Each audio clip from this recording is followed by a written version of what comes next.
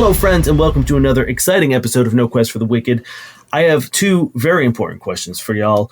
First, are you ready to rock? Yes! Yeah! I do like rocks. More importantly, are you ready to roll? Oh, no! Yeah. I just had an egg roll, so There. Hell yeah! Oh, now I'm hungry. sorry, not sorry. Bad way to start a recording. I'm so hungry now. Give me 20, guys, right? We're all going to go get some egg rolls. Last episode, we're going to do a quick recap. You were able to stop the rampaging spider tavern that was smashing its way through the city of Savingrad. And then you were able to witness the end of the world. It was surprising and shocking. You were also able to sort of catch some moments that seemed to stand out to you, and some of you just kind of saw it in passing. Other people, specifically you, Rovin, were able to, you had an emotional response that didn't make any sense to a scenario that you'd never seen. And then, once you had died, you were ripped back from the brink of death. You were returned back to a cottage which you had been a day before, that of the eccentric wizard that hired you, Vergist Denbora. And he welcomed you solemnly with a, "Oh, you're back." And we pick up where the party, the five of you, are standing on a well-manicured lawn. There are rose bushes that seem to be completely devoid of thorns. They're all different sorts of colors. There's a blue and a red and a yellow and a black. And then a garden that sort of winds up a cobblestone path up to a fairly mundane and unassuming cottage of logs with moss and stones and kind of like the cornerstone pieces. And Vergist is standing on his stoop with his arms outstretched to welcome you and says, "I take it that it didn't go well again this time?" Quick, out of character question. Yes. Do the five of us, six including Chucky, remember or know that we're in a loop? Yes. Right now, you are fully aware that you had just died. Goddess's name. What are we going through? Second quick question. Yes. Are we only aware that we've died this one time? Yes. Or how many times do we know that we've died multiple times? Yes. This is the first time that you seem to remember this happening. Ooh, Okay. interesting. You just hear, Dad, we're good. Just, it's fine. As you see a little kobold trying to get this armor that's covering him head to toe, and he's tapping this little central amulet. Yeah, Dad, it's fine. I'm good. You hear a voice from that amulet say, "Well, buddy, you know that we had a very strict arrangement, and traveling off the mortal material plane was off limits. Planar shifting, that's a no-no, bud." Buddy, I didn't. Please, my friends are going to hear. Dad. Can we hear the voice coming out of the amulet? Yep. Marcus, is your father an amulet? No. Then who's talking out to the amulet? Why would you talk about my father? He's not even here. And the armor just goes off him. You see a flick of a wrist and a sparkle surround you, Marcus, from Vergist. And he says, "We won't deal with any more interruptions, as the information I need to tell the five of you is pressing. As you may have noticed, you watched the world end, and you died a grisly, grisly death." So that wasn't a bad dream. "Unfortunately, no. At least as far as I'm aware. And we've been doing this for quite some time, and it seems very real." Have we been doing this quite some time? Or just yourself? He stops for a second and he says, "Why don't you come in? I'll put a pot of tea on." And he opens the door and sort of welcomes you in. As he begins to open the door, big meaty hand just goes on shoulder. "What do you mean we've been doing this a couple of times?" You see him sort of get nervous and begin to clam up, and some sweat begin to sort of form on his brow. And he says, "I understand that what I'm about to tell you is going to seem concerning, but I promise you that a solution is nigh at hand. We seem to have stumbled upon a ripple in the fabric of space and time. So much so that a artifact that I've recently procured, perhaps with some menial tempering, I had made a error or two of magical accuracy and might have set us into a temporal loop. Now, I understand that you don't remember that, because every time you've returned, I thought it would be best for the structure of your brain and the fabric of space and time to wipe your brains of it, so you would never remember the past occurrences and trials that you went through, fearing that if you knew too much, eventually your brains would contain so much information that they would explode and it would doom the world to a permanent death. The armor pops back onto Marcus. You haven't answered our question. How many times? Who could tell? Take a guess. 34. Please. That's too many. That's a lot. Are we sure it's only 34, or did you just pick 34? Give or take. All right, I think I do need that tea, actually. How come we don't remember, any of those? I think he's been wiping our minds. Yes. Wait, what's in the tea? So not cool. What's in the tea? What's in the tea? Oh, this is just a lavender brew. I promise you, if I was going to wipe your mind, I could do it with a flick of the wrist. And he flicks his wrist, and there's a sparkle, and he flicks his other wrist and pulls it back in. He says, "Can I reactively break his wrist? No." Give me an attack roll. Okay. With the I flick of the hope we wrist. kill the only person that knows how to stop this. That can help us. Yeah, then we just With the hang flick out of at the the wrist, end of the Tyree world. also fully bares his little halfling teeth and growls. That is a natural one. As you take a swing to sort of take his hand off, a protective magical shield sort of forms around him, and your axe just kind of bubbles off it. And he says, Now, I understand that you are upset, and understandably so, but I think we are on the cusp of solving this conundrum. This was the first time that you had ever stopped the tavern, which means we are in the right direction. And now, I think, with the knowledge that we've gained, or I've gained, it makes sense that continuing to do the same thing over and over again does not help. And while I understand this is risking the fabric of your brain and the ability to contain the idea of quantum space and time, but I think the only way to correctly solve this problem is to remember what you've done before. Fergus, if I may. Yes. So, do we think in that time that we just lived through, do we need to stop the end of the world directly, or is there a certain action that doesn't seem important that we have to stop that causes the end of the world? An excellent question. And he leads you, Five, over to a corner of the room where there is a large object under sort of a big canvas sheet, which he pulls off. How large? We're all very small except for one of us. It's large according to sort of Rovan and his standard. He's a human. Rovan's an orc. So it seems like it's about maybe 6 feet tall and 4 feet wide.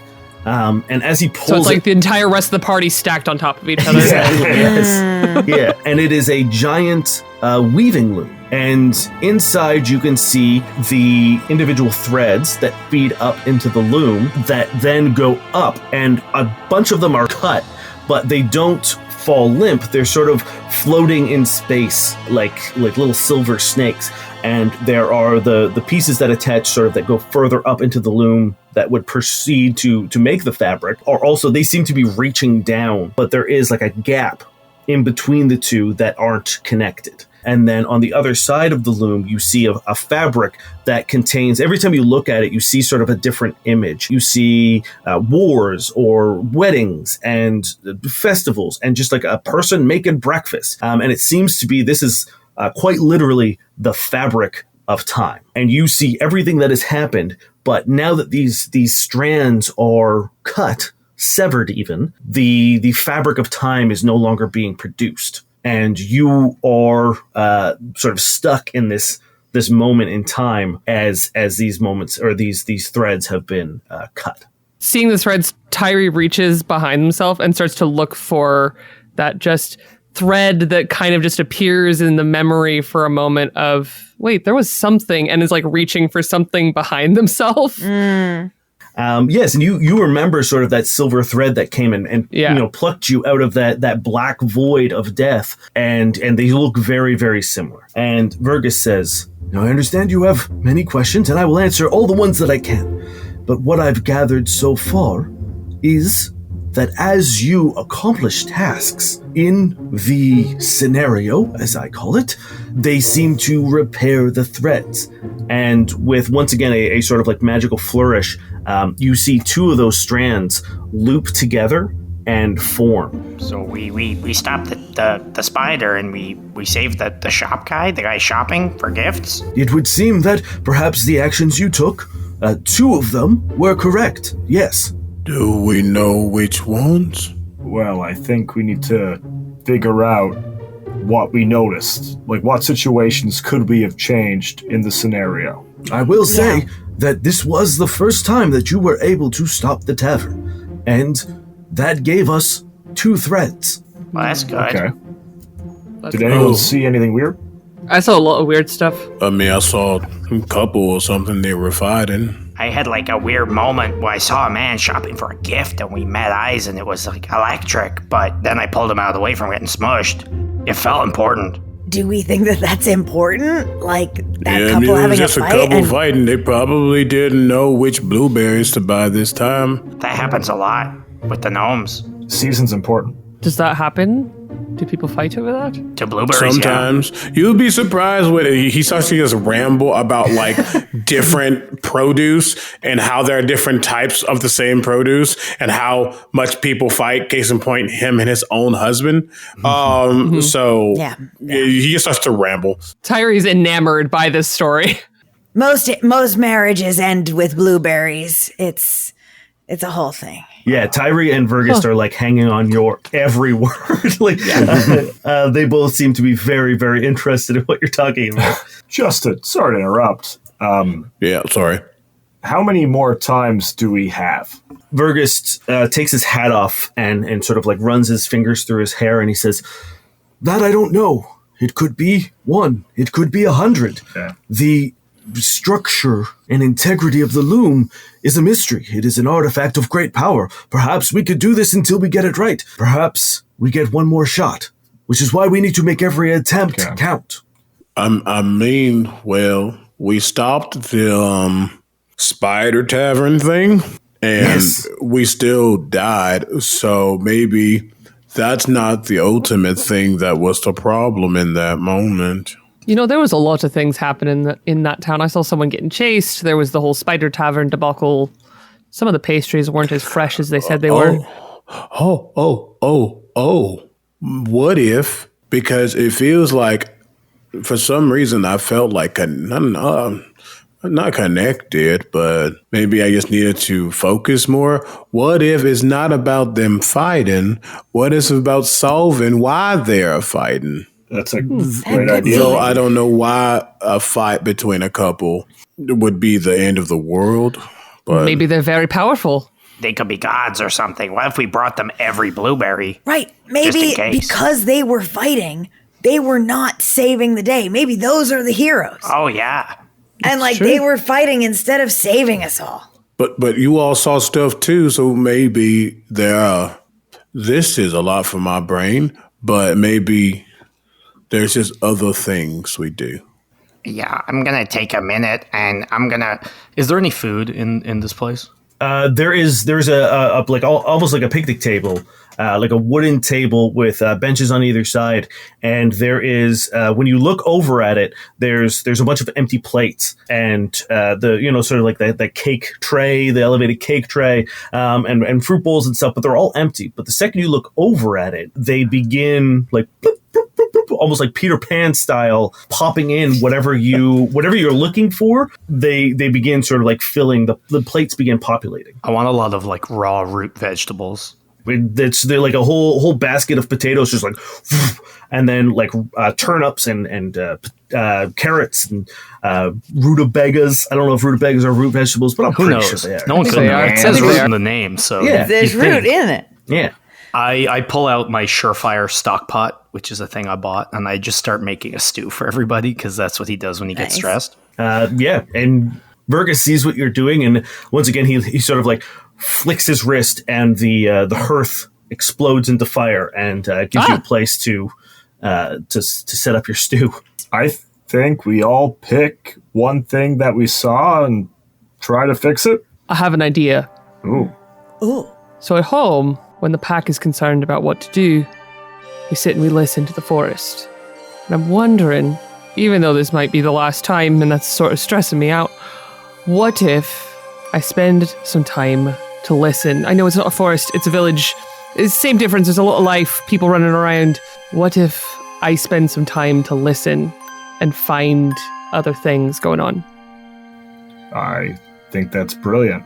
If the other four of us just pick a thing, just so we can start crossing off a list, if you're able to find anything we missed. I can, if you want some assistance, and first, you would just see Chucky at the door, not coming inside. You could tell they almost have like PTSD because they know they're not allowed inside of houses because Thaniel, their husband, does not let them inside the house. Oh, no. So they're just like hopping back and forth, not sure if they can come in.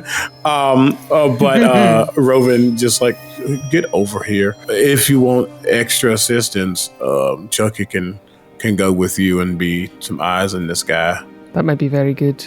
As Chucky hops in, Vergus sort of exuberantly says, "Hello, my feather companion," and reaches out his hand, and from the dangly wizard sleeve that he has, a bunch of like seeds just come pouring out and make sort of like a giant pile of seeds for Chucky to eat if he so chooses to. Oh, absolutely. Just like there's a moment where like he does that thing where he like hops to it and like inspects it to make sure it's of quality because he comes from the best farmers in the land and those seeds are exquisite. But this will do for now. Pluck, pluck, pluck, pluck, pluck, pluck. Vergus says, "This seems like perhaps a good plan. We divide and conquer. You can pair up or team up on whatever you would like to explore. But yes, if you have things that seem important to you for some reason, perhaps in another reiteration of the scenario, you had a reason to care about these things. If that seems important, then perhaps those are the missing strands we have yet to repair." So if we felt the tingle, it's important. He leans down to you and looks you dead in the eye and he says, "The tingle is of utmost importance." Okay, so we've done that. So do you know what these strands are? Because I felt a tingle and I did a thing and it didn't seem to go wrong. But what if that was the wrong thing? What if I should have let the man with the presents die? No, he said we had 2 successes. I believe the only obvious successes were you saving that man and us stopping the spider. Okay. Should we let him die just Unless in case? it was finally eating all the pastries. No, I think we should stick with that. Okay. Also, what if it's the last time and he would actually be dead? Oh, That's no, bad. God. That's so bad. Wait, is time frozen right now? Or are we wasting a day of saving? No, right now we are in a space outside of time. Oh God, thank God.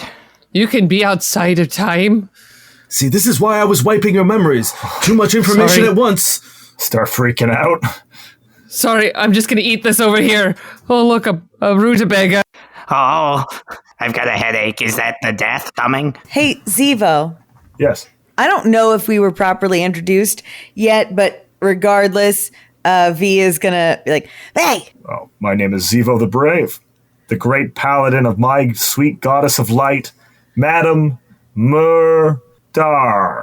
Madam Murder? You had me at the Brave. I met an absolute coward in there, like a super coward. And he was hiding in the closet and like wouldn't help. And then I was being attacked.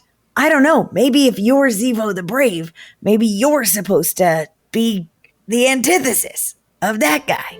Quite possibly. I saw that, and the thing that I saw that stuck out, I saw a sneaky, shady deal happen in an alleyway. Ooh. They were wearing weird costumes, right, Dan? They're wearing robes, black robes. That seems pretty shady for an end-of-the-world kind of situation. That does seem very cult-like, yeah. There's also someone running from some some people on the Okay, let's make roofs. a list. What did everyone see? So we have sneaky cultists. Couple arguing over blueberries. I don't Blueberry know if it was couple. blueberries. It could have been boysenberry. Could have been strawberry. It could have been. Oh, right, yes. Just gotta start going through all the berries. So we have berry couple, shady cultists, closet man. Yeah, that's what I call him. Rooftop runners. Yep, Tari said the rooftop runners. And then Marcus. And the present guy. then we have tavern and present guy, right? Tavern and present. So tavern and present are good to go. So we have, hypothetically, we have 4 that are unsolved, and then whatever Tyree and Chucky find in the next loop. And we're not missing anything, right? Well, for now, at least. While this is happening, you see like Marcus is just kind of going around like kind of like outlining like runes with his finger on various items. So like he goes over to Rovin's boots, like while you're distracted, just kind of like writes a little rune on it, and then goes over to like Vi's sword and like writes a little thing, and Zavo's sword, and then on Tyree's like armor just on the side. Tyree and Chucky should survey, and since there's 4 other things and 4 of us, we just each choose something and we try it out. And if it gets too difficult, then we split up the next loop or team up. Well, I can also, if necessary, speak with Chucky, and he can let me know what's going on. So you have a communication space through Chucky, and Chucky still gets pecking. He just looks up, yep, and then keeps pecking. I've never talked to a chicken before, I'm going to be honest. The fact that out of character, Chucky could be anything, and while he's a raven, I feel like he's like amoebus right now. He's like slowly becoming a chicken as he's sitting there. Absolutely. He can't be anything. Doesn't have to be. This has to be a bird. Either way, I'm not really good at people, but I am fast. I can get to the rooftop person. I could tell you where the rooftop person was. Okay. That's great. Rowan will take the rooftop. Oh, yeah. I feel like the shifty robe people seem like a good way to go. Like in the stories, they always have the robes in the alleys, right? Who do we think needs to be killed? Probably all of them. Who needs to be brought? Yeah? That's what the adventurers always do, right? Because that's No. what I'm good at. That's what I've got to bring to the table. Just meaninglessly kill unless it's for dinner. But So we eat them. We have to eat them? not Eat 'em. people. Oh, I'm confused. Is this how adventures always go? No. Well, maybe. And he looks back at Marcus. I know that you like shady things, or something, but I think that never mind. I was going to sick you on the couple, but that sounds like a bad idea. I can be very charming. Okay, then never mind. Because if the killing needs to happen with the cultists, then maybe that's a vibe thing. Well, Ziva, what about your divine person? Isn't that the point of holy people, Mistress that they bring people together? Yes. murder. I'll take Miss Murdar. Very different than Aren't you murder. good at bringing people together? I've been told that's the point of religion. Yes, my goddess of light is loving, benevolent, only wants the best for Can everybody. I do a religion check on this goddess? Yes. That's a 20. A natural 20? No, a 17 plus 3. You're pretty well learned, but you've never heard of it. Like, I used to make a lot of holy symbols for people in the forge, and never heard of that one. Oh, because she's a lost goddess, died in the first cycle of the planet, and I am her only paladin, only one who can hear her voice. Okay. But yes, I will talk to the couple and show them the light. With the passive insight of 15, am I catching anything from Zevo? You believe this, right? Like this is what you 100% believe. Yeah, you get that. Like I would say, maybe a tinge of naivety. Yeah, like you can tell that Zevo believes what he's saying, but there might be a layer of misunderstanding on his behalf. Okay, yeah, he doesn't say anything about it. He's just he's a people watcher. I think he's just like, okay. Wait, hold on. I'm never gonna say it right, and I'm so sorry. I want to respect how you say it, and my brain just doesn't go that fast. Your brain's doing great. Thanks. Honestly. You said V. In my experience, right? it goes very fast. Okay. Maybe it's because of the wizard and his time stuff and our brain deterioration. It's not your fault. You fix my brain before I go back home. My husband won't like. What? Okay. V, which one do you want? Well, I mean, the cultists seem like the most killable, and that's kind of what I bring to the table. So we cultists for V. I'll go with V. I'm a hero too. I'm Cutter. Well, we got to split, so you can't go with closet. What if we all split up, but we have more, like, we know what to do, so we'll have more time this time. Well, what if this is our only chance and we ignore the closet? Oh, that's fair. I have no Mr. idea. Biscuit, don't ignore the closet. Especially people who are trapped there. That's true. I mean, if nothing else, I can, when I'm done listening, go break out the closet. I can be pretty strong. Zivo's going to go over to Marcus and just be like, Marcus, Yeah. you're sweet. You're Oh, kind. thank you. I mean, you mean impressive and formidable, like a big adventure, right? Also very scary, for sure. Very scary. But He's you scary. can also be kind.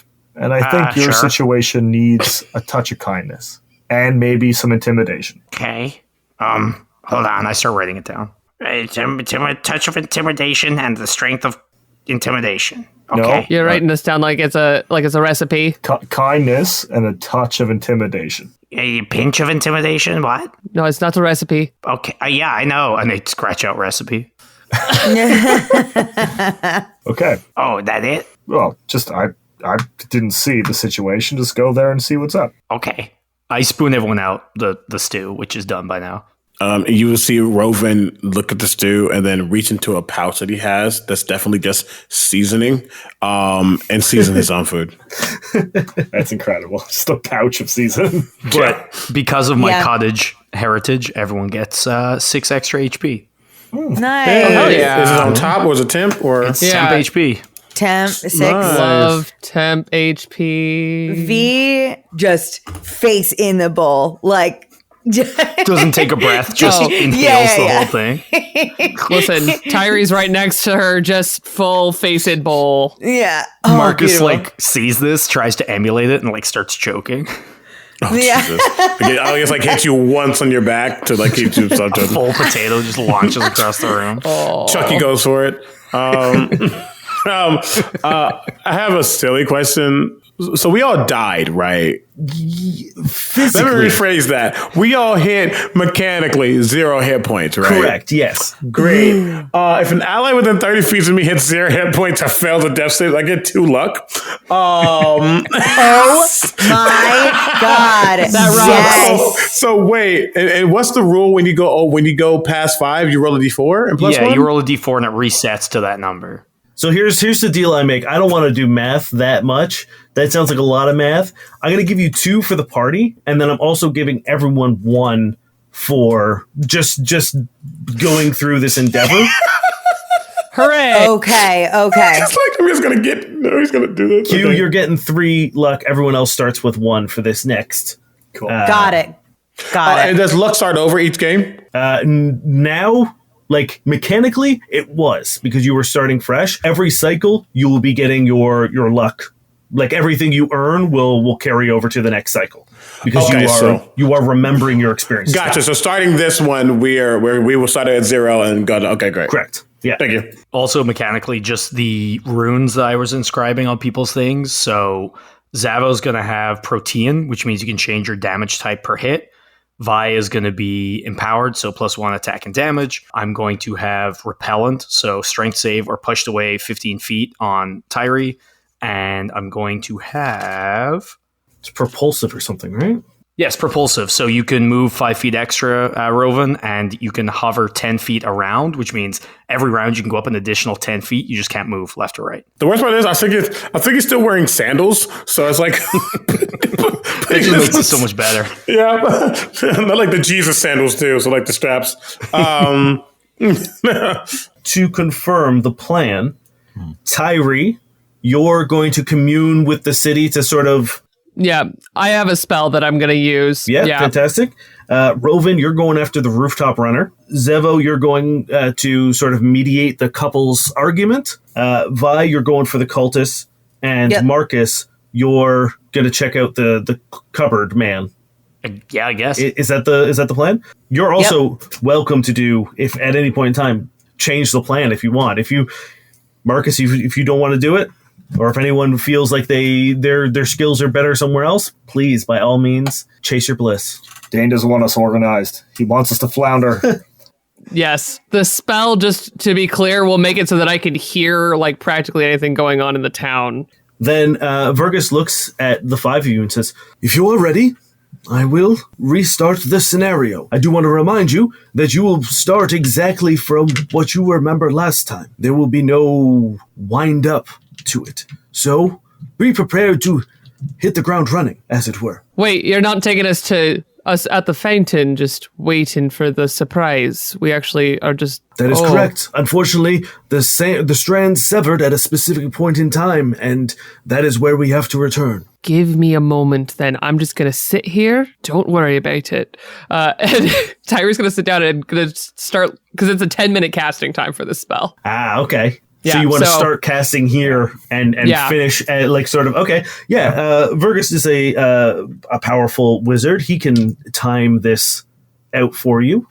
Wait, Vergus, you said it's your fault we're doing the time thing, but is it your fault the world's ending? Or is it just a weird coincidence? I believe that a greater power is attempting to avert the end of the world, and their means were somewhat heavy-handed in severing the strands of fate, but they have entrusted the five of you, and I suppose myself to a lesser extent, to repair them. Are we going to have to stop the spider again? Yes, but thankfully it seems like you know how to now, so it should be much easier. And that is, mechanically, as you guys accomplish things in these scenarios, you will get sort of bookmarks, and that will allow you to... It still takes time to do it, but you will be able to... You don't have to roll for it anymore. You can assume your success. So within reason, you will be able to do the things much faster and without risk of failure. So the more you accomplish per scenario, the more you can sort of mix and match and try to get things right. As Tyree is casting their spell, Rovan is just going to look over back to that table that has all the foods and things that have kind of popped up. Just kind of cocked his head. And for a moment, you can anyone who's a little insightful can tell he's thinking. Perhaps there's like a forlorn appearance upon their face that they're thinking about their husband. But then they walk over, and as they walk over, you'll see these 10, like this bowl of berries start to form, and they'll grab it, and they'll like sprinkle some of this seasoning on the berries, and they'll like scoop it up and get it. And as they do, the berries seem to just like grow and get really, not grow, but just get much more fresh, and just like almost like perfectly ripe, almost like static in their shape and size and not changing color as I cast Goodberry. Hell yeah. An excellent use of my magical food table. And as he does, he's going to give each of you 2. Thank you. These are we call them huckleberries. Not really sure what the huckle means, but I guess they can be hucklers at comedy bars if they want to. Oh, I thought it was like a hug. Is it huckleberry? Wait, Thania normally tells me if it's correct or not, but they will, in a pinch, you can just pop them and you can feel a little better. Thank you very much. Thank you.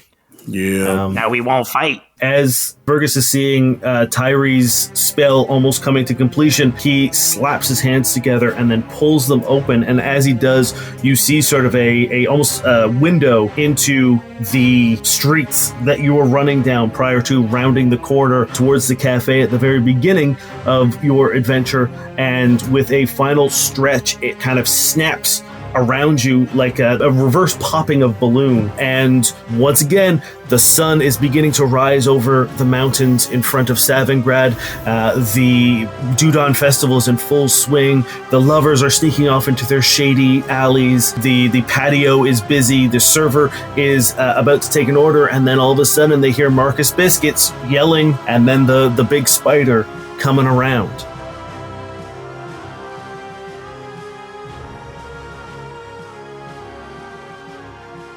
Hello friends, Space GM Dane here to do, I guess I'm Fantasy GM Dane now. Wild, crazy. Fantasy GM Dane here to do the things. Do you feel the unbearable shame every time you drop your gray or white unpainted mini of the character that kind of looks enough like your own character but was the best that you could find in the mini selection at your local game store every time you put them on the table? Do you feel the unbearable shame every time you go home and you return your mini to whence he came and realize that you have a whole bin of unpainted miniatures? Well, that is a problem of the past with Eldritch Foundry. Eldritch Foundry is a custom mini creation tool available in your browser at eldritchfoundry.com, in which you can make a completely custom-made miniature to fit your character to a T. The amount of options that they have and customization features that they have, I think you'll be hard-pressed to create a character that doesn't look exactly what your character looks like in your mind. And then you can throw it on the table with pride. And you might be thinking, but Dane, that doesn't solve the painting problem. I still have to paint my miniatures. Not true.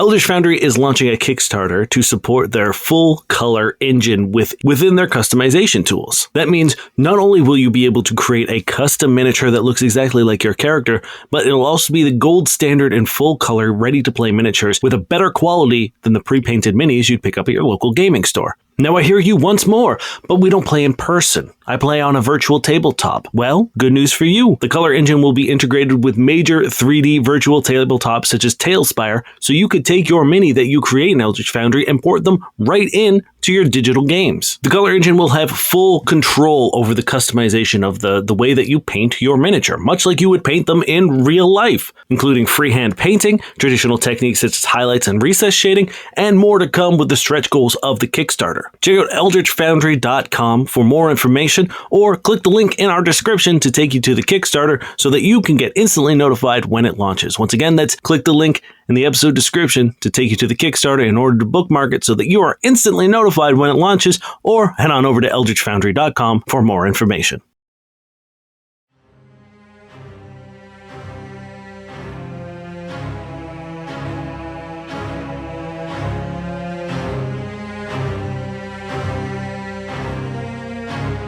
Tyree, I recall you were eating a pastry. Yes. So you've got this pastry in your hand, not as fresh as advertised. Yeah.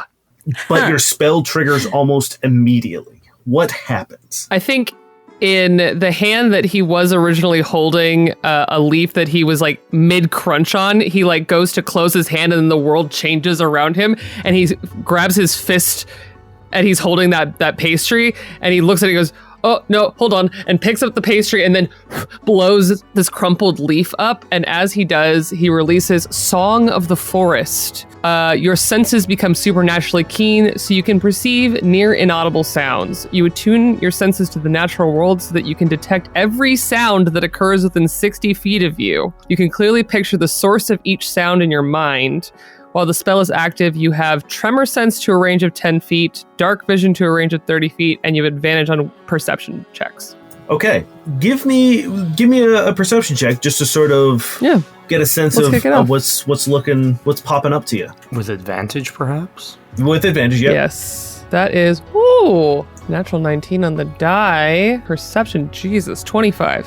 Damn. Hell yes. Nice. Your natural attunement kicks in, and it's not necessarily the voices of the things that are happening, but the whispers that are carried on the wind, and the way that leaves swirl around in a certain pattern when someone has run past them. It's all these small little notes of the natural world informing you of what was, what is, and what's happened. There also seems to be within this sort of natural element of your spell, you see very faint silver threads, much like the ones you've seen from the Loom and when you were dead. And sure enough, one peels up and goes towards a rooftop. One peels out and goes towards an alley.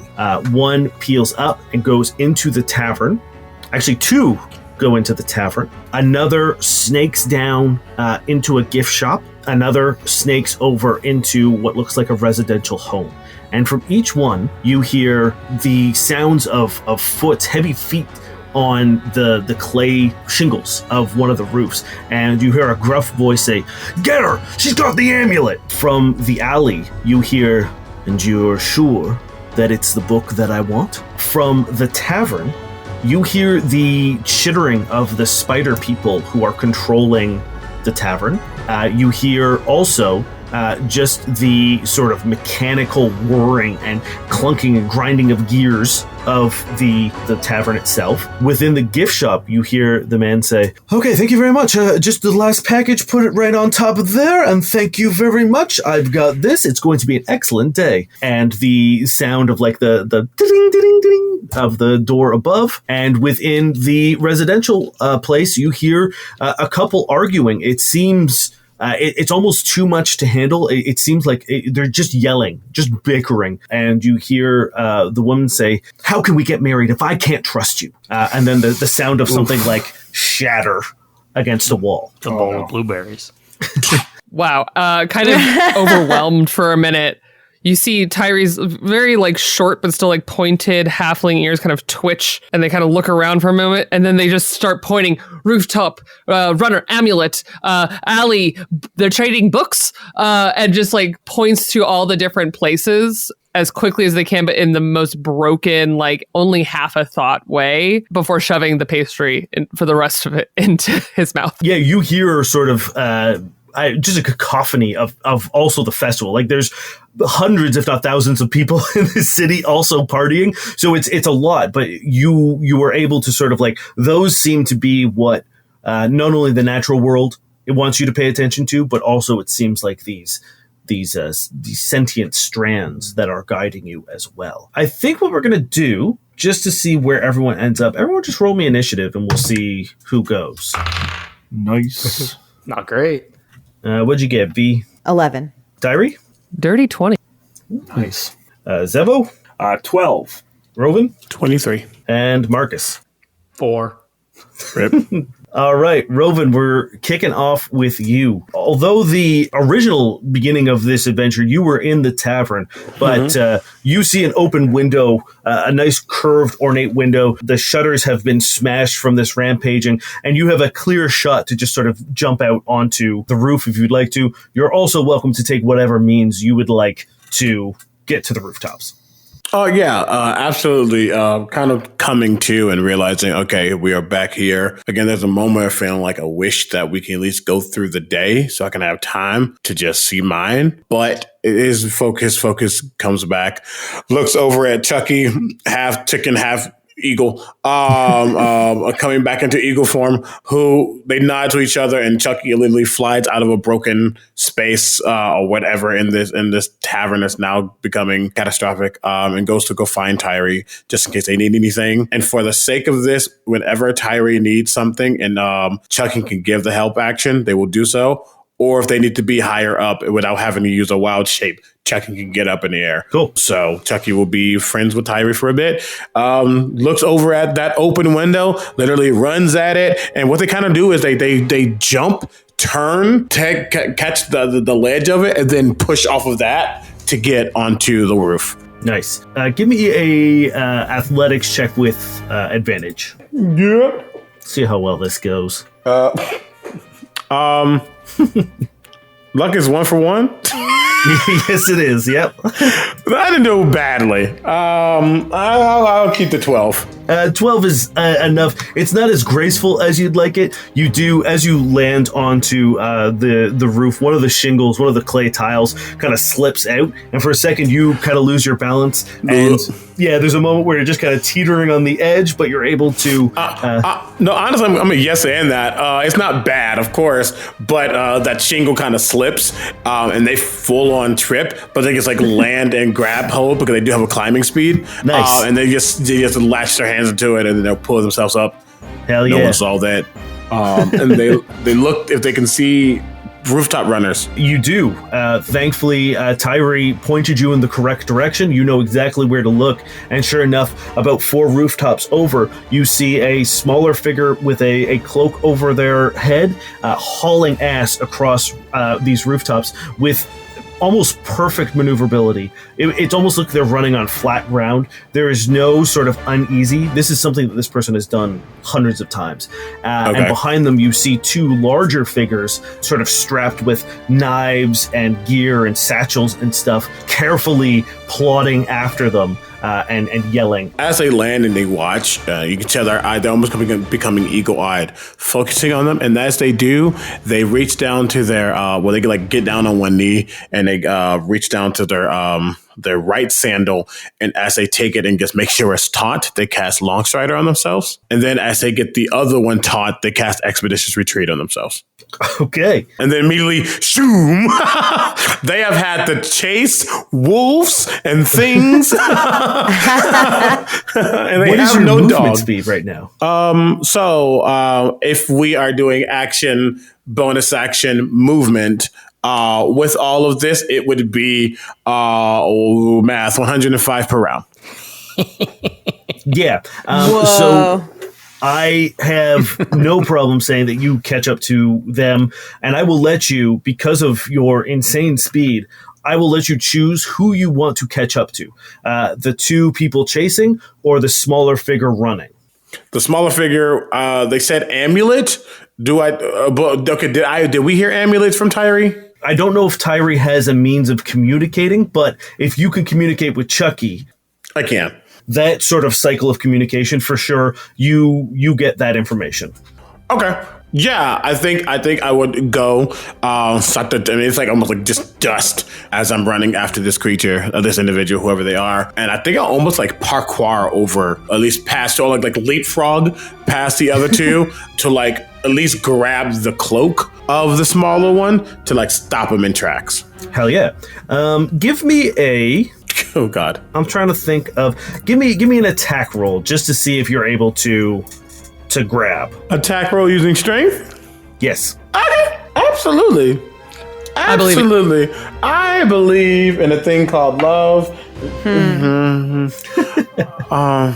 13. That's their AC.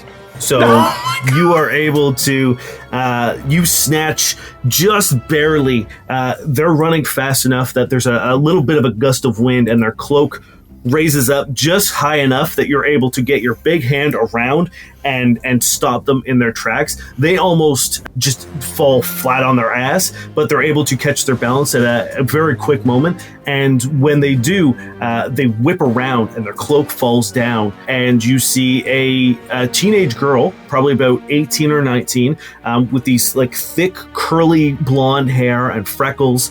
She's got a cut on her lip, and you see underneath her cloak, there is a satchel that's sort of being hidden under this big, mundane cloak that she's wearing. And she looks at you, and she's got these like fear in her eyes for a second. But when she realizes you're someone completely new, she says, "What the hell are you doing? Are you trying to get me killed?" No, but whatever you're doing is going to cause the end of the world. Behind you, you hear two gruff voices say, "Yeah, get her, hold her right there for us." And you see those two big dudes. Well, I hate that. You pause.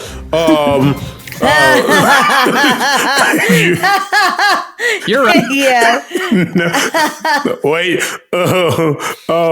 I don't know what's happening, but whatever's happening up here, it's causing literally the end of everything. And I would like to go home to my husband. So, what do you have, and is it actually yours? She looks at you for a second, and she sort of like gauges the situation. You can see her eyes darting around, and she's like.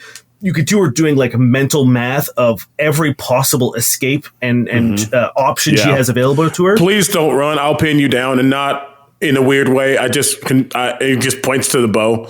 She says, "Okay, listen, these guys, bad news. Hired by even badder news. If they get this," and she pulls out a sort of sack, and then within it she sort of like opens it up and reaches in and pulls out a golden amulet with a big red jewel in the center of it. She says, "If they get this, everything's gonna go real fucking bad for all of us. So I'm trying to get it away from them." And behind you here, "Stop, thief, that's ours, get her." And these guys are sort of like almost right up. They've almost caught up to you. In their moment of saying stop, thief, get her, are they trying to perform for me, or are they actually calling her a thief?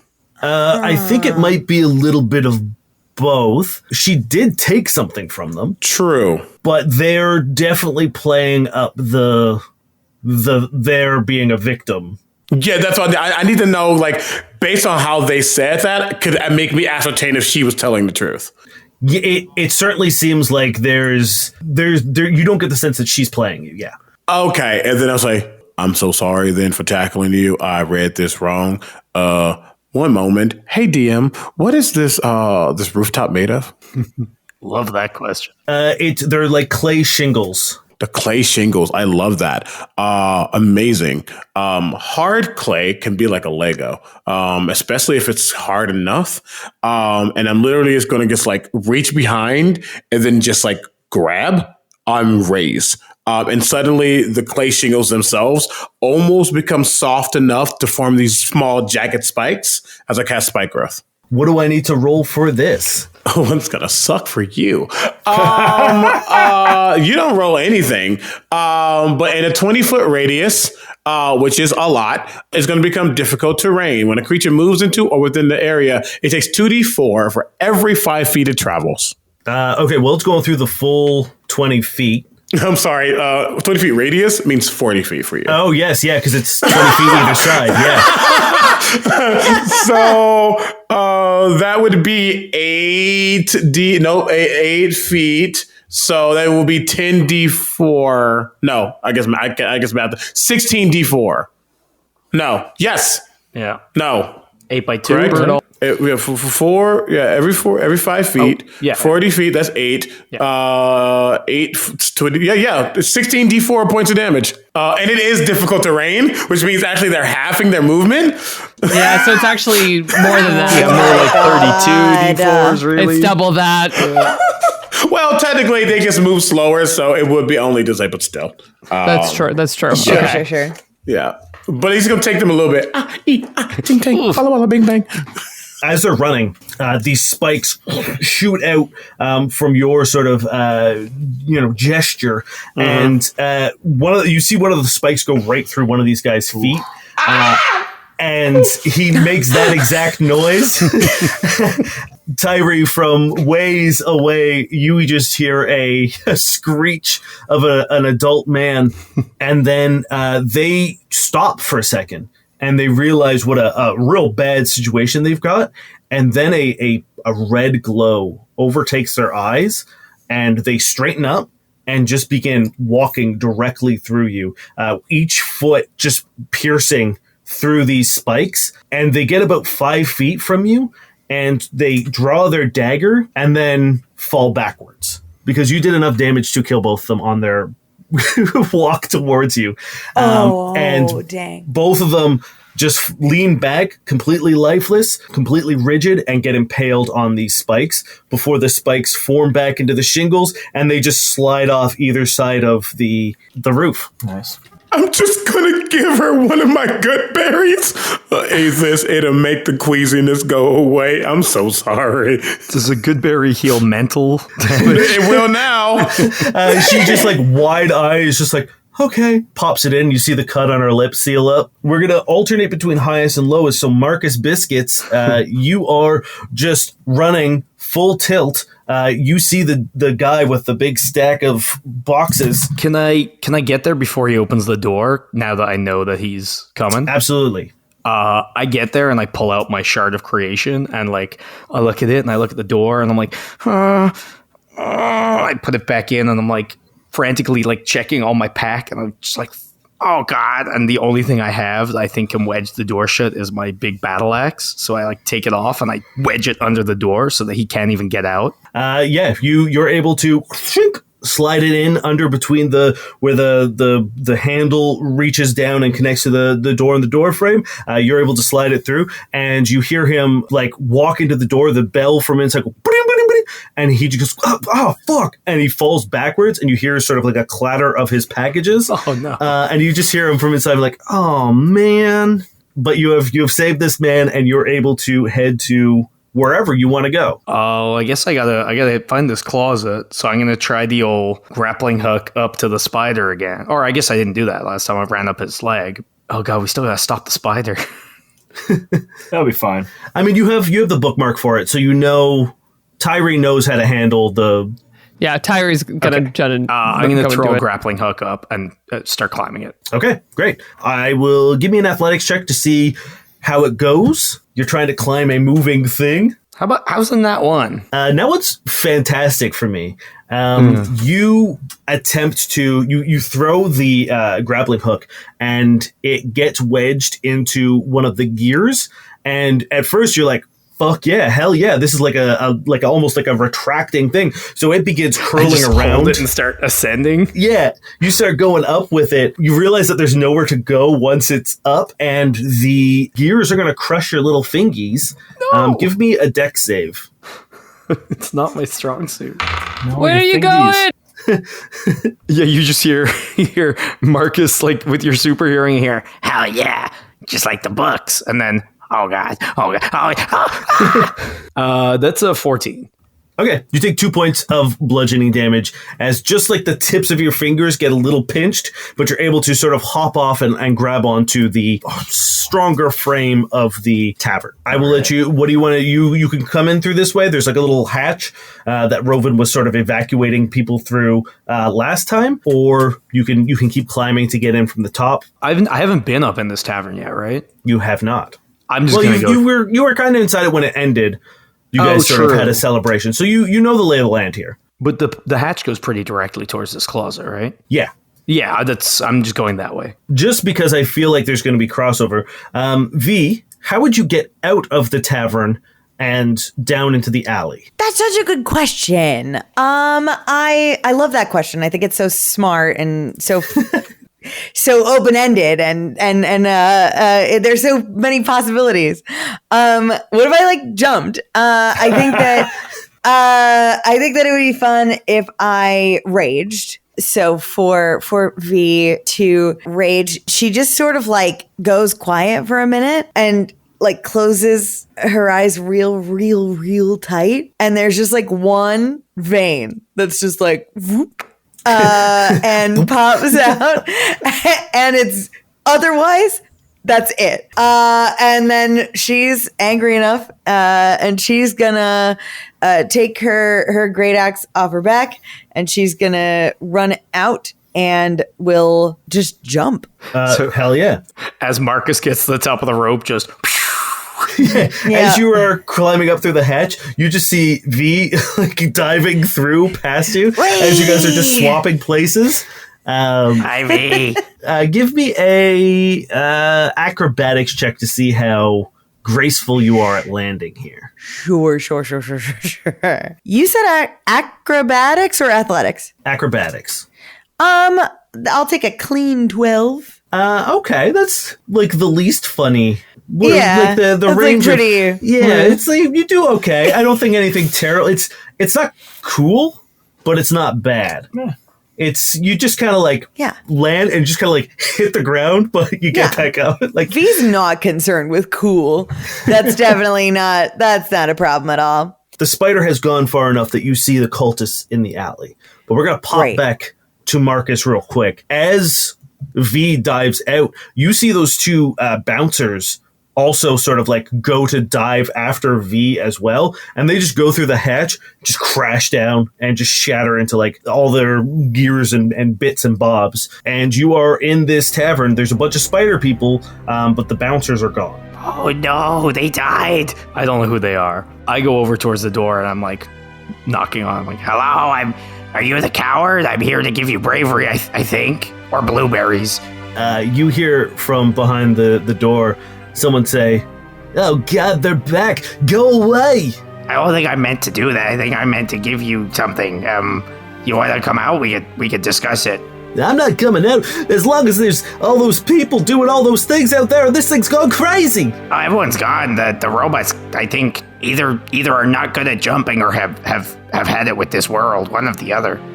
Give me a deception check or a persuasion check. What's an old What's an old 2 to you? Oh, you hear on the other side as more locks get added, and he says, "I'm not coming out until I know I'm safe." Okay. I pull out these lockpicks from my pocket and I just let them go, and they like float up like little ghosts and just start trying to pick the locks. Because I have dancing lockpicks. Do you have to roll for it, or are they just Yeah, going? they just do it independently, but I do roll for it. Okay, roll me some lock picking. I got a 17. Hell yeah. You're able to, the first couple locks just like click, click, click, like no fucking problem whatsoever. Then you get to sort of the last lock, which is the actual door lock. It doesn't seem like it's the lock that's been added, and it's a little harder, so you're going to have to give me one more check. Fucking, how's a 1? Do you like a 1? Is a 1 going to do it? Is it an Fix your dice. It's always like this. This is a new set of dice. Fix it.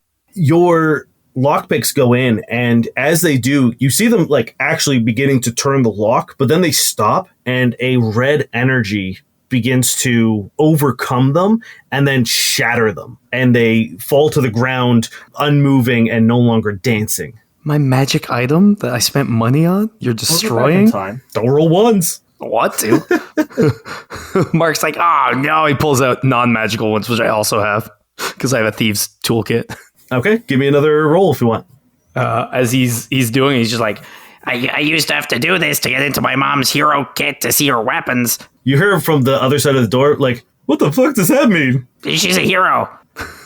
That's a 23. Okay. That is enough. You're able to, as you hear sort of like him beginning to like fumble with the locks above again to like re-lock the things you just did, you're able to undo it, and the door swings open, and there's this sort of like weaselly man. He's got like these sharp angular features, super, super thin. He's got this creepy little mustache that like looks like it was also like it's been drawn in on top of what he can't really grow. It's almost like a Clark Gable mustache, really, really thin over the top line or top lip, and he's so sweaty and so greasy. And as the door opens up, he like scurries back and jumps behind the desk and picks up the chair and throws it at you. That is a 15. So my armor does technically take an action to pop onto me. So I guess I don't have time to take an action, right? No, this is kind of a surprise round on you. Then it definitely hits. Okay, that's 6 points of bludgeoning damage as this chair just goes hurling over the desk at you and smashes into you. Ow! What the heck? And then you see him rummaging. He opens up a drawer and he's rummaging around through the drawer. I throw a berry at him. Like a good berry or just a regular berry? A good berry. Okay, yeah, roll me an attack roll. That's a 15. And my armor, just the second I get hit by the chair, like if it was a movie, you'd see the chair hit me, and as the chair fell away, the armor's on. Just too late, as like my nose is a little bloody. Yeah, you hit him. He's convinced he was giving him bravery or a berry. He's kind of gotten lost in the sauce here. You pink him with the good berry, and he just looks at you and he goes, "Did you just throw a berry at me?"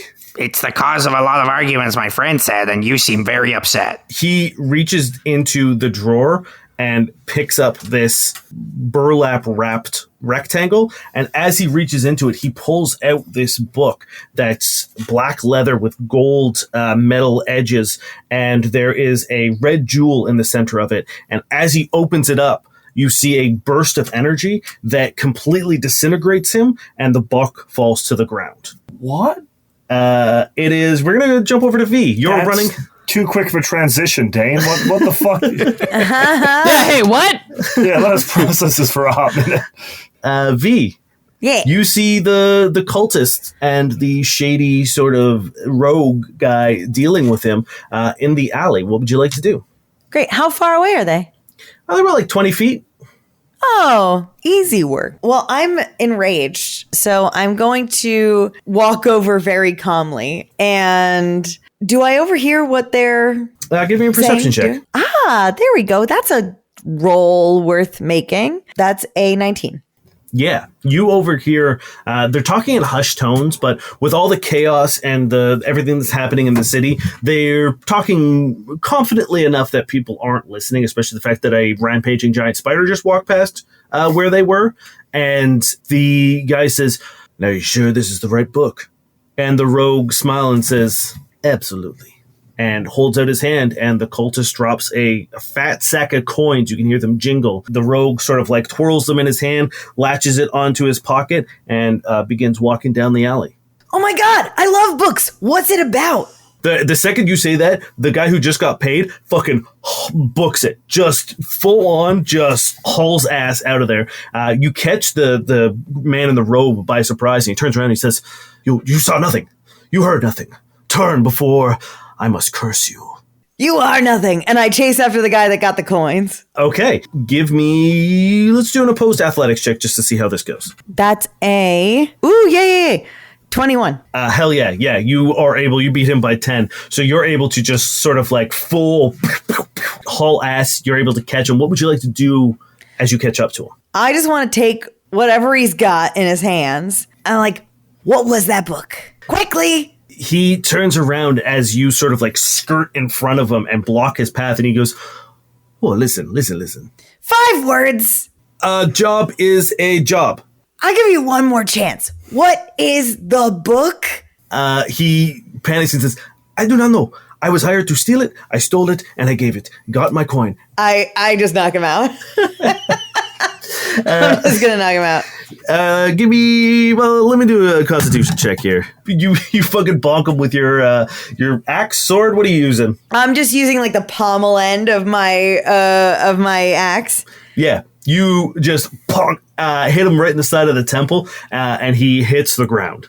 I'm going to knock him out, stand up, dust myself off, point the great axe at the cultists, and say, do you want to try having a conversation? I will let the fell god speak for me. As he reaches into this velvet bag and pulls out the book, he cracks it open, and he gets disintegrated.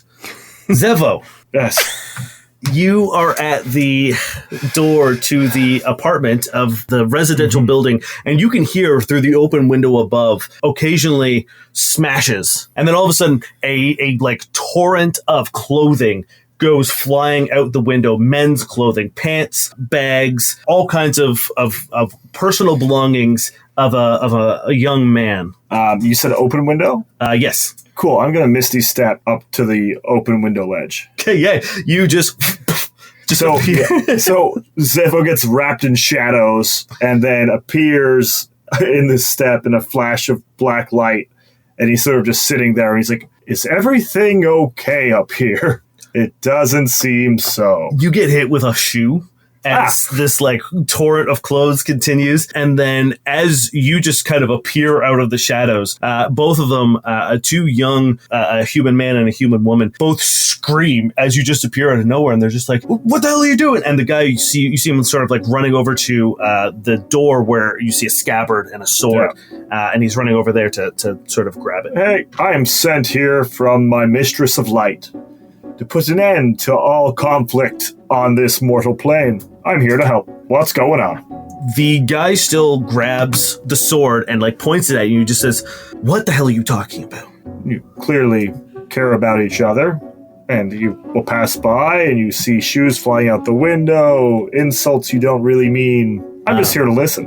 The woman scoffs. She says, this is your new tactic? This is what you're going to use? You're going to use a little kobold guy just appearing to solve our problems? I'm going to cast Charm. Okay. At a circle 2. Can I get 2 wisdom checks? Is it for both of them? Yeah. That's a nat 20 on the guy, and that's a nat 1 on the lady. So she's charmed. You see, what does this look like? How do you charm them? So, I don't know if Zevo even knows that he's doing it. I think he's just trying to invoke his holy light to make them like him more. Okay. Because he's a brave paladin. And as he does it, his words get sort of layered with this, like, icky energy as it sort of enters the room and creeps into her eardrums. And then she realizes that he isn't a bad person. She stops and she says, well, if this is how far you've gone, Derek, then let's listen to him. And she sits down on a couch and she crosses her arms and she crosses her legs and she says, go then. What do you have to say? What seems to be the issue? You both seem to clearly care about each other, so what? If he cared about me, he wouldn't be spending all of his time over at the tavern with you-know-who. And you see the guy, like, clutch his head, and he says, I wasn't with her. I was just at the tavern and she was there. I can't control who's where anytime. I was there. She was there. I wasn't with her. Okay, if I may, who is she? Vanessa. She's my ex. We broke up. It was bad. She thinks I still love her, but I don't. We were just in the same bar together. Okay. Did you do anything that may potentially seem that you were still interested in Vanessa? No, I didn't even talk to her that night. Okay. And sorry, what was the woman's name again? You don't know. Excuse me, my friend. What was your name? Vanessa. But wasn't your name is Vanessa? Yeah. She sits there and she's just like, yeah. Figure that out, huh? Okay. So Vanessa, how do you know about this? Why do you seem suspicious? How did you perceive what happened this afternoon? I heard from Claire, who told Juliet, who told Killian, who told Georgina, that she saw Derek talking to Vanessa. Derek, did you talk to Vanessa today? Like, Derek is just like on like his like head in his hand, and he's just like banging it against the wall, and he's like, I didn't talk to her at any point in time today. They are just stirring up trouble. They don't care about you. They hate me. And look, I get it. It's weird to date someone named after your ex, but I didn't choose your name. Vanessa, I've been leaning on your side this far, so I'm just going to ask you a couple of questions. Why don't you trust Derek instead of some hearsay you got today? Give me a persuasion check. Thank God warlocks are charisma. Warlock? I thought you were a good boy. What? That's going to be a 25. Warlock's going to be good, maybe.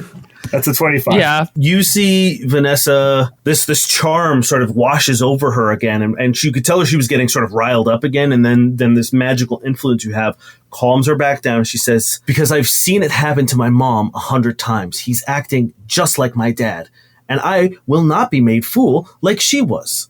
Okay. So you guys both have some issues here. Vanessa, come on, Derek. That's a little... I know it could be accidental, but... And he reminds you of your dad? We're delving into some really deep stuff here, guys. They look at each other for a second, and you see Derek walk over and like slowly approach. He puts his sword down on the couch beside Vanessa, and he just like gets down on his knees and he says, baby, please, you've got to believe. Just because I've replaced one Vanessa with another Vanessa doesn't mean that I still I wouldn't use the word replaced. He's like, look, I'm not good with words. I can swing a sword and I can catch meat and cook it really well for you. And I don't know what else I can say, but you have to believe me. And you can tell that she's on the fence. I need a pitch, Zevo, from you. Vanessa, doesn't Derek care about you? Can't you see that in what he does every day? Does every action he sort of does, everything does it invoke that kind of love that the goddess of light brings? Do you see light in Derek, Vanessa? She stops and she looks at him. She says, yeah, I see light. Well, sometimes light can be very dim and maybe obstructed by the shadows. But if you look hard enough, Vanessa, that little light can grow into a big beacon. And maybe it takes a lot more effort. Maybe you need to put some work in, add some firewood, but that light is still there. And what I've been taught from my goddess, Madame Murder, is... They both look at you. If it's pronounced weird, don't worry about it. Is that as long as the light's there, you have a chance. She gave me a chance, so give each other a chance. Roll me another persuasion check. I will give you advantage as well. Thank you. Because that was... one of them is charmed. The one you're trying to convince is charmed. 25 again. Okay. That charm magical effect you have on Vanessa almost looks like it wears off. And for a second you see sort of like lucidity come back, and she say, Derek, I need you right now to promise me that I am the only Vanessa. And Derek grabs both of her hands and presses them tight in between his, and he just says, you will and always be the only Vanessa. Then, outside the window, I think V and Tyree, give me perception checks. And give me a perception check as well, Zevo. Got it. Tyree with advantage because of your spell. Yeah, because my wild spell. Okay. Should Chucky give one as well? Yes, please. Yes. 16 for V. Okay. 23 for Tyree. Woo! Damn. Mine is just a 17. 21 for Chucky. Damn. Chucky's- Okay. Yeah. V, you see that two men walk past the house that Zevo is in, and they're kind of like lingering a little longer than they need to, and then they kind of shrug and walk down an alley beside the house. Zevo, you hear some like mumbling outside, but can't quite hear what's being said. Rovan and Tyree, with your sort of ability to hear things, Chucky relays to you, Rovan, that there are two dudes who look exactly like and dressed exactly like the two thugs that you just eviscerated on the roof. And Tyree, you hear them say, "Where is she? She's supposed to be here. We paid all of her friends to get out here. Where is she? We need her." And they say, "Look, we can't keep hanging around here. We gotta go." And they disappear down the alley. The five of you, including yourself, Marcus, realize that it's getting very, very close to the time in which everything goes bad. All right, time to go deal with the spider tavern. During the time where everyone else was like out, Tyree became that Ankeg again. Yeah. So full giant chitinous bug person, and has been strategically digging underneath the road with a burrow speed of 10. Okay. Weakening the ground, making it easier for us to take down the spider in a timely fashion. Ooh. Yeah. It gets to sort of that point where you know it got last time.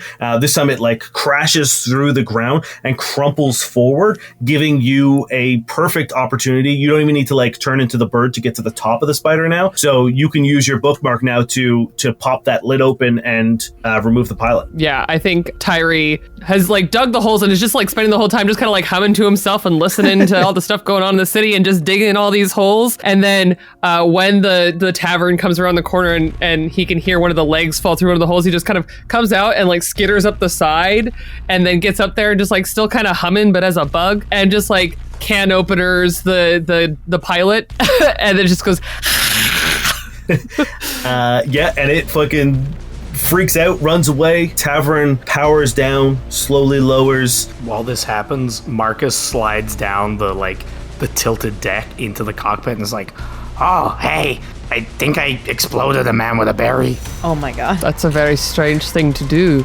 Yeah, that wasn't the solution, I don't think, unless that was it. You're sure it was a berry? I threw it at him and he went poof. Seems bad. Yeah. Tyree, Yes. could you roll me 2d6s, please? Oh, I love it when I get randomly asked to roll dice. Yeah. It's always good stuff, right? 9 total, 4 to 5. As this tavern begins to power down, you hear it begin to like slip forward a bit, and you notice that your tunnels have caused a weird shift in the structure of the road, and all of a sudden the spider pierces through it even further than he should as the tunnels widen even further, creating a sort of like 20-foot chasm. As it slides forward with a shit ton of force, it hits the curb of this tunnel, and from the back, you and Marcus hear the power core of the spider beginning to go. Everything begins shaking and rattling. The metal all around the tavern begins heating up, and you can hear the gears and the hydraulics all beginning to like burst and pop. And then outside, you hear someone say, "This'll do! This will do!" And there's an explosion. Marcus and Tyree, you are instantly obliterated. I'm going to say Chucky and Zevo. Chucky gets blown out of the sky as well. Rovan, there's a moment where like you lose that connection and you know something has gone wrong. The whole side of the building that you're in, Zevo, collapses, and the house, you're on that windowsill still. The whole roof falls down on you and crushes you, and you see that there's this sort of ripple effect of these houses all collapsing. V, still within the alley, the two buildings on either side of you crush down on top of you, and finally, Rovan, while you're still on the rooftop, it caves in and all those shingles and roof and debris just bury you as well, as you are the last person alive, Wolf. You look up into the sky and you see a brilliant comet. Could I have cast Wild Sense, especially because Chucky caught the two running off? Yeah. To put myself into Chucky, and it says I have advantage to track creatures, see where they went. You see all this happening, and to get a better sense of what's going on, you wild sense up to Chucky, but you look down and you see those two running down through the alley and enter into the back of the gift shop.